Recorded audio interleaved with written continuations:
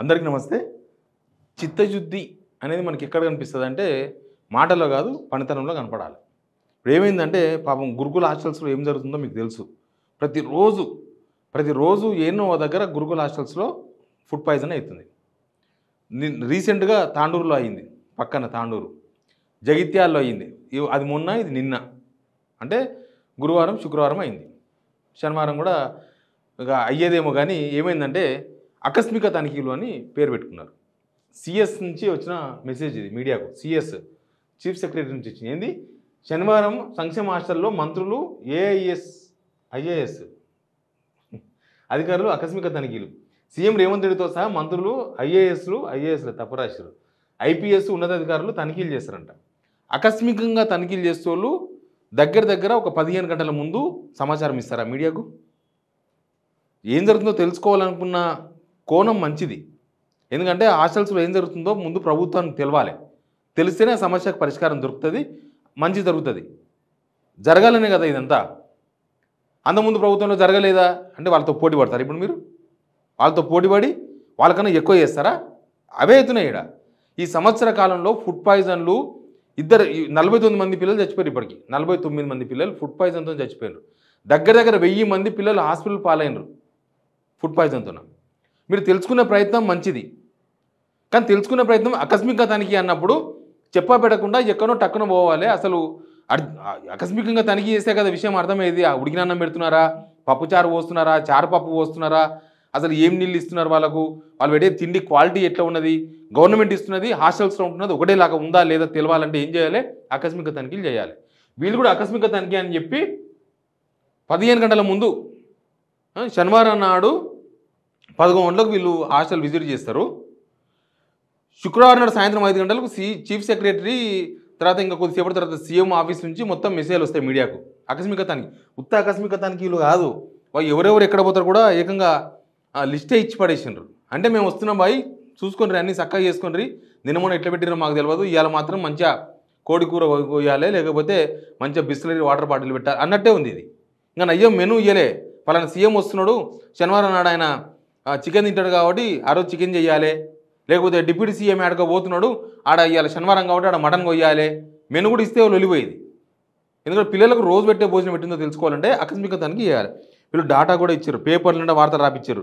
Deputy CM ఎడిపోతాడు, Madhira బోనకాలు పోతాడంట, Damodara Narasimha ఎడిపోతాడు, Bhupalpally జిల్లా మైలారం గన్పూర్ అంట, శ్రీధర్ బాబు భూపాలపల్లి జిల్లా మైలారం గన్పూరు, పొంగులేటి శ్రీనివాసరెడ్డి ఖమ్మం జిల్లా మాదిరిపురం తిరుమలాయపాలెం, పొన్నం ప్రభాకర్ హైదరాబాద్ లాలాపేట సంక్షేమ హాస్టల్. వీళ్ళు మొత్తం లీక్ చేసి పడేసి సంక్షేమ హాస్టల్కి మేము ఆకస్మికంగా పోతున్నాం, పోయినాక ఏం చేస్తున్నారో కూడా చూపిస్తుంది. చూడండి ఇక ఇట్లుంటుందంటే అందుకే అంటున్నాడు. ఇంకో ఈయన ముఖ్యమంత్రి రేవంత్ రెడ్డి గారు. ఏం జరుగుతుంది ఇక్కడ? ముఖ్యమంత్రి రేవంత్ గారు ఏం చేస్తున్నారు? మంచిగా అంటచ్ ఏదో కరోనా టైంలో కూర్చుంటారు చూడు, కరోనా టైంలో ఇట్లా దూరం కూర్చున్నాం చూడు, 2 అడుగులు దోగస్ అని, అట్లా పిల్లలను ఇట్లా దూరంగా పిల్లలు వాళ్ళ తల్లిదండ్రులు ఏమో ఇలా కూర్చున్నారు.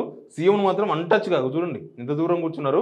ప్లస్ ఇక్కడ చూడండి వాటర్ బాటిల్ పెట్టినారు. ఏం వాటర్ బాటిల్ కూడా తెలియదు, ఆ కంపెనీ కూడా కనిపిస్తుంది. కిల్లే వాటర్ బాటిల్ లాగా ఉంది అది, కిల్లే వాటర్ బాటిల్. మరి ఇయర్ సీఎం పోయిండు, పాపం పిల్లలు కూడా పెట్టిండ్రు. ఈడ పిల్లలు కూడా పెట్టిరు, ఈడ కూడా పిల్లలకు వాళ్ళ తల్లిదండ్రులు కూడా పెట్టిండ్రు. రోజు పెడతారా అవి? రోజు పిల్లలకు బిస్లరీ వాటర్. మొన్న కొత్తూరులో చూలే ఒక 6th క్లాసు 7th క్లాసు చదివే అమ్మాయి డైరెక్ట్ వాళ్ళ ఇన్ఛార్జ్ని అడుగుతుంది. అక్కడ ఎవరో పోతే సబితాన్ రెడ్డి వాళ్ళు పోయిన అడిగి తనిఖీకి ఆ రోజు తీసుకొచ్చి మినరల్ వాటర్ ఇస్తుంటే అడుగుతుంది, మేడం మీరు ఈరోజైతే మినరల్ వాటర్ ఇచ్చారు, నిన్న మొన్న ఎందుకు వెళ్ళని అడిగింది ఆ పిల్ల. ఇక మళ్ళీ వీళ్ళకి కూడా ఇప్పుడు కిల్లే వాటర్ బాటిల్ ఇస్తారా? కిల్లే వాటర్ బాటిల్ ఇవ్వగలరా? ఇవ్వలేరు కదా. ఆడ మీరు ఆకస్మికంగా పోతే ఆడ ఏం వాటర్ ఉంటాయి, ఏం నీళ్ళు ఉంటాయి, ఏం కదా మీకు తెలిసే అవకాశం ఉంటుండే. కానీ మీరు ఆ అవకాశాన్ని కోల్పోయారు. ముందే అందరికీ సమాచారం ఇచ్చారు. కిందేనో ఆక్వాఫినో ఇచ్చారు. వీడికి అయిపోలేదు, ఇంకా చూపిస్తారు మీకు. పట్టి విక్రమార్కం ఎన్నో ప్రోగ్రామ్ ఎంత మంచిగా కుర్చీలు మంచిగా ఒకటే కలర్ కుర్చీలు వేసిర్రు, మంచిగా టేబుల్స్ వేసి మీద కవర్లు వేసిండ్రు, వచ్చిన వాళ్ళందరికీ వాటర్ బాటిల్ పెట్టిండ్రు. మంచి ఎంతమంది బంతి పోయినట్టున్నారు. మొత్తం కాన్స్టిట్యూన్సీ జనాలందరినీ వేసుకొని పోయినట్టు. పిల్లలకన్నా ఈయన 3 వేలు ఎక్కువ ఉన్నారు ఆడ.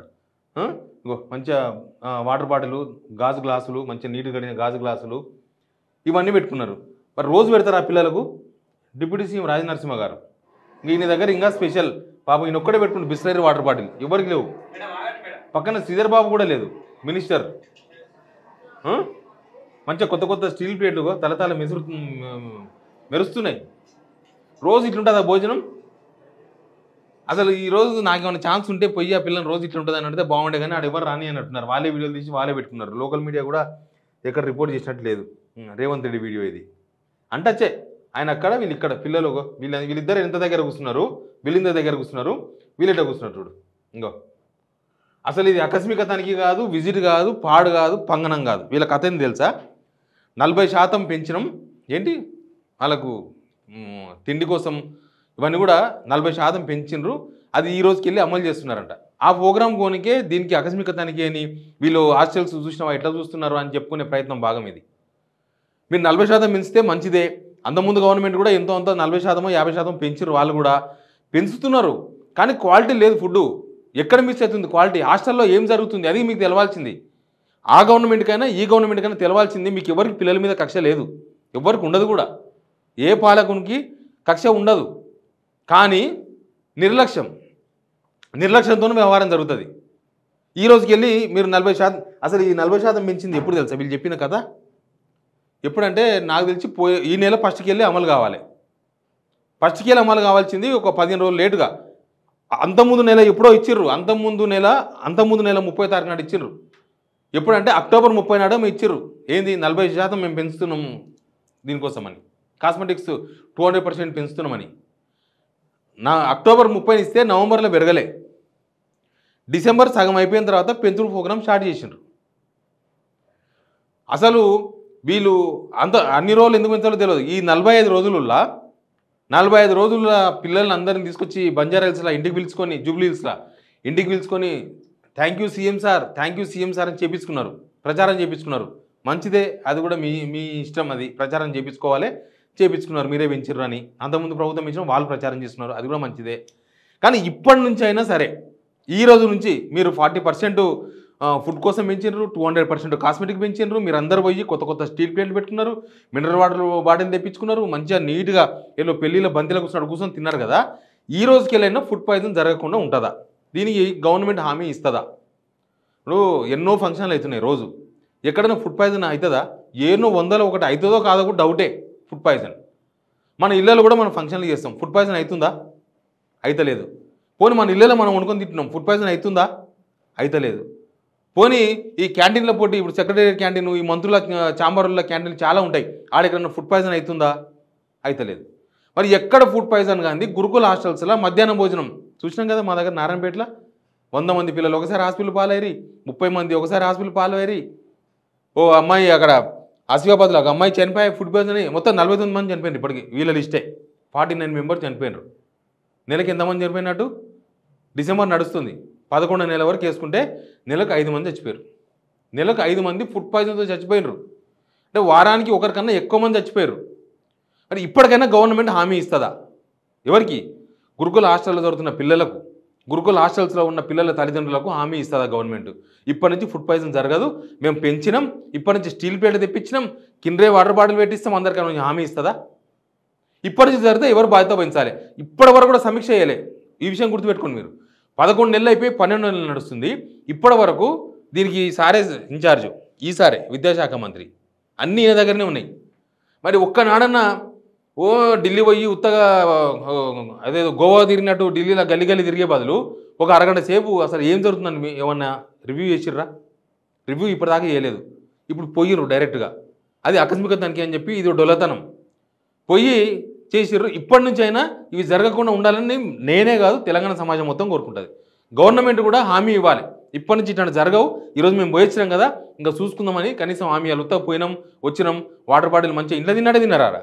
తక్కువ తినలేదు. నాకు తెలిసి వీళ్ళు ముందే చెప్పారు కదా, మంచిగా వాళ్ళు వండినరో లేకపోతే హోటల్కి వెళ్ళి తెప్పించారో, కానీ మంచి ఫుడ్డే పెట్టింటారు. రేపటికి వెళ్ళి కూడా పిల్లలకు అదే ఫుడ్ అదే నీళ్లు, కనీసం నీళ్లు మినరల్ వాటర్ ఇవ్వకపోయినా, కిన్లే వాటర్ ఇవ్వకపోయినా మినరల్ వాటర్ ఇస్తే చాలు. ఫుడ్ కూడా ఈ క్వాలిటీ ఉంటుందని గవర్నమెంట్ పిల్లలకు, పిల్లల తల్లిదండ్రులకు, తెలంగాణ సమాజానికి హామీ ఇవ్వాల్సిన అవసరం అయితే కనిపిస్తుంది. Please subscribe signal TV.